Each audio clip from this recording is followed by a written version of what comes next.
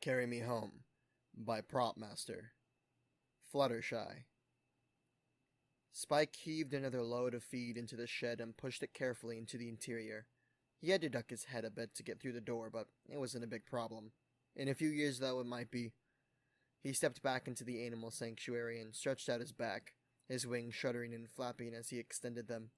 He'd been working for hours with Fluttershy, the Pegasus mare initially refusing for fear of being too much trouble, which he'd assured her she was not, nor could ever be.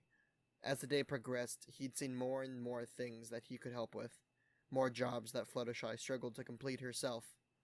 His short stretch break finished with a long yawn that sent little wisps of smoke into the air, and he waved away the smog with one clawed hand. He noticed Fluttershy staring at him near from the garden she was working on, and he smiled nervously. Something in my teeth? Oh, no, certainly not. You have very nice teeth, Fluttershy said, looking away from him. Her mane was pulled back behind a scarf that she'd used to keep her long mane out of her eyes as she worked, but a long forelock had slipped loose as she'd worked. Spike thought she looked wonderful, despite the sweat and dirt on her yellow coat. Spike approached her as she hauled another large basket of compost-rich soil towards the garden, her wings flapping with the strain of hauling the basket. Spike ambled closer and gestured to the bag. Why don't you sit back and let me do that? Fluttershy grit her teeth and muttered something that he couldn't understand around the handle of the basket, as her eyes winced shut and she let out a little grunt of exertion. Spike moved around to the other side of the basket and started pushing it, and Fluttershy struggled to keep his pace as he moved a large basket of rich earth. Finally, she let go of her side of the basket and slid out of the way as Spike pushed it across the grass to the edge of the garden. He looked over his shoulder and smiled at her. See? No problem. Fluttershy smiled, but her eyes glanced down at the ground towards her hooves, a demure and certain pose if he'd ever seen one. He'd frowned. Are you okay? She looked up at him, her eyes wide. Oh, yes, I'm fine. Spike knew she was holding back, and he realized that he'd done something wrong, but for the life of him he couldn't see what. He approached her and sat down in the grass next to her, his neck bending down a bit to look at her. Everything okay? You know you can tell me if you need me to do something. He hesitated, glancing back at the basket. Or, not do something? Fluttershy blushed. I suppose I'm a bit transparent, aren't I? To one of your oldest friends? Yeah, Spike said, chuckling. It's silly, Spike, I promise. You don't need to worry about it, Fluttershy said firmly, nodding once as if the matter was closed, and she stood back up. I have more to do, but I can get the rest done on my own if you have other things to finish today. Spike didn't want to walk away after the little moment he just had, so he shrugged. Nah. Do you mind if I tag along? It's been really nice to get out of here and help you. Fluttershy beamed at him. You're too good, Spike. Well, come along then. I have feed to spread and some areas that need a bit of cleaning out of old nests. Fluttershy trotted around the edge of the sanctuary, heading into the feed shed and retrieving 2 large metal pails. She filled them both with seed, grain, and nuts, scooping things out of different bags and mixing them together in the pails. She explained as she worked. The squirrels love the nuts and some of the seeds, so we do 2 scoops for them. An extra scoop of the seeds so some of the birds can get at them, and then 3 scoops of the small seed and 2 of the grain for the mice, voles, and the smaller birds. We've got 2 feeding stations for them, so we've got to do the same for both pails. And there. She picked up one bucket, levering it carefully onto her back with some struggle, and pointed to the other bucket. This'll go much faster if you carry the other one. I usually only carry one at a time. Spike grinned and reached out with both hands, plucking the bucket from the ground and the one on the Fluttershy's back with ease, lifting them up and holding them out. No problem. Fluttershy let out a little huff, blowing some of her long bangs out of her face, and then she turned. Well, come on then. Spike realized that he'd upset her again, and he frowned. Did you not want me to carry both? Fluttershy stopped in her tracks, her wings drooping slightly, and she turned around to look at Spike with a gentle smile. It's fine. No, it's not. I'm bothering you. Why? It's fine, Spike. Let's go. The animals like to keep a schedule. They get nervous if things are different. Keeping my little friends stress-free is a big part of what I do here," Fluttershy said, turning around again and trotting away towards the first feed station. Spike sighed and followed behind her. Fluttershy hummed to herself, smiling as the animals began to cluster around the feeding station. As Spike approached, a lot of the animals scattered, and Spike let out a sigh. Fluttershy smiled up at him. "Sorry, Spike, but you're a little too different for their tastes, I suppose." Spike smirked. "I'd be worried if they didn't run. It's smart for them to be afraid of dragons, even if they don't have to be afraid of me." Spike set down the first bucket, and Fluttershy reached in with the hoof and began to scatter the food around the area, dispersing the grains and smaller seeds, placing the nuts up onto little elevated dishes, and pouring the rest into little bowls that were secreted into little holes or on top of rocks. Spike watched as she worked, sitting back and admiring the care that she put into the work. She nodded. "All right, let's go to the next one." "Do, you want to carry the bucket?" Spike asked hesitantly. Fluttershy smirked. "Oh, no, you've proven quite capable.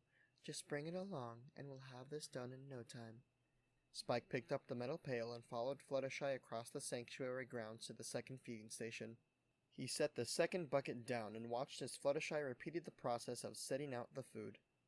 She dusted off her hooves and gave a nod. "All right, let's get these back to the shed." Spike reached for the second pail at the same time that Fluttershy did, and they both froze. Spike jerked his hand back, and Fluttershy sat down, staring up at him. Spike blushed. "Sorry." Fluttershy sighed. "Spike, I really appreciate how much you've helped me today, but you've done the lion's share of the work. Why don't you let me do a few things? We're supposed to be working together." Spike hesitated, staring at her as she looked up at him with a cute frown on her face. "Well, I don't know. I just want to be helpful." Fluttershy watched him for a long moment, and then her eyes lowered to the ground, and she let out a sigh. "This is about Rainbow Dash, isn't it?" Spike blinked. "What?" "You brought her in the other day, all beat up, and the next thing I know, you're suddenly over here, offering to do work and then not letting me lift a hoof to help. Rainbow Dash mentioned pushing herself too hard. Do you think I'm pushing myself too hard, too?" Spike stared around the sanctuary. It doubled in size in the last 10 years as Fluttershy had expanded things and created more room for more animals. Dozens of carefully crafted dens, warrens, and holes dotted the landscape, along with 40 carefully planted trees and 3 wild feed gardens for the animals to browse at their leisure without needing the specific attention of feeding stations. There were 2 ponds stocked with fish, and 10 bird baths, and numerous other niceties and things that needed tending to and looking after. Fluttershy cleared her throat, bringing his attention back to her. "Your silence really tells a story, Spike." Spike winced. I didn't mean," he started, but Fluttershy floated up to his eye level with a beat of her wings and pushed a hoof gently against his mouth. "Shh. I know you don't mean anything by it, and I really appreciate what you're trying to do, but Rainbow Dash and I are 2 very different ponies. We both have our careers, and the things I do are certainly hard work, but everything I do is done in careful measure. There's a lot of work and love that goes into here, but I promise I'm not taking on any more than I can handle. After all, it would be awfully selfish of me to hide that I couldn't handle the responsibility. My animal friends would suffer if I couldn't maintain the work that needs to be done. Do you think if I needed a lot of help, I would let them be unhappy to save my pride?" "No, of course not," Spike said quickly. Fluttershy smiled and nodded, floating back down to the ground and landing in front of Spike. "So, you trust that I can handle everything?" Yeah, of course you can. I just like helping you out, Fluttershy. I didn't mean to make it seem like I didn't have confidence in you." "I know you didn't, which is why I'm not upset at all. But I think it was important to talk this out. I can tell you're trying to, coddle me a bit," Fluttershy said, giving Spike a knowing look. Spike shrugged. "I guess I was, huh?" Fluttershy patted him on the leg, her eyes full of empathy. "You're worried about us these days, aren't you?" Spike blinked down at her, searching for the words, but nothing he said could encapsulate his feelings. He took in the lines under her eyes that had grown more apparent, the slightly more wide stance she kept her back legs at to support her lower back. He remembered the way she stopped to rub at her muscles when she thought he wasn't looking. There was nothing to say, and so he stared at her, hoping for her understanding. Fluttershy giggled. Silly dragon. Just because you're getting bigger doesn't mean that we've changed all that much. Sure, maybe Rainbow Dash might be having some trouble, but that's the way of her world. Spitfire retired after her wing injury during a race a few years back, and Rainbow Dash took over as captain of the Wonderbolts.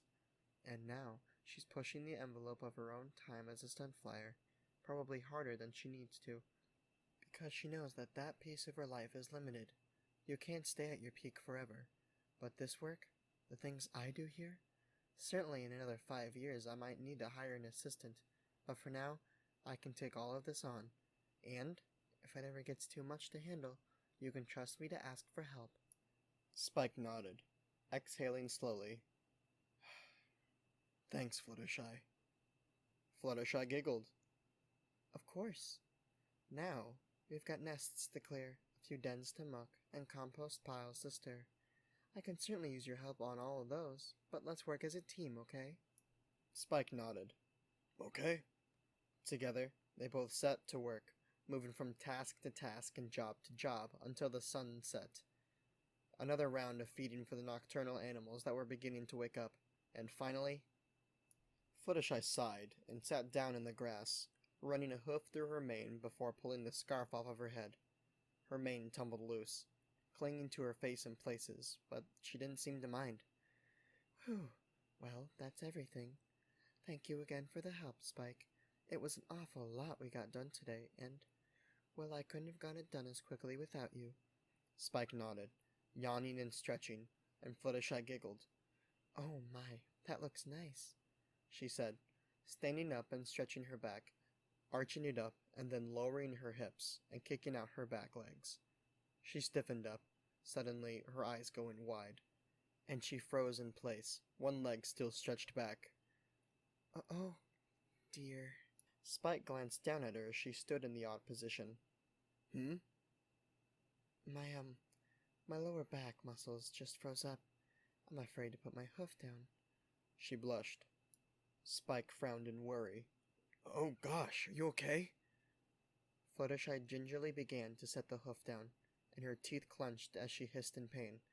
I guess I'll be scheduling a session at the spa tomorrow. Spike reached down and scooped her up, and she let out a little squeak of surprise. Well, looks like one more job for me to do the lion's share of the work on, he said with a wry grin. Fluttershy wriggled a bit before settling down in his grasp. What are you doing? Taking you home. I don't want you to strain your back any more than you already have, Spike explained as he began to walk along the path towards Fluttershy's cottage in the distance.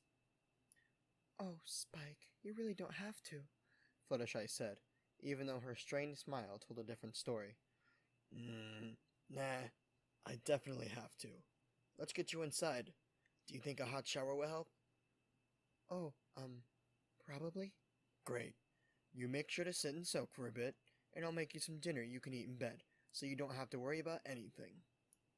Fluttershy blushed a deeper pink than her mane. Spike, that's really too much. I can manage.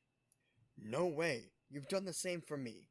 Remember when my wings came in and you spent a whole week bringing me that special soup recipe you got from Sakura to help with the aches and pains? Spike smiled down at the Pegasus in his arms. This is just 1 hour. No big deal. Fluttershy sighed and patted a hoof gently against his chest. Oh, Spike, you're too good. Spike didn't reply, but he didn't feel like he needed to. The silence was a comfortable one as he took Fluttershy back to her cottage.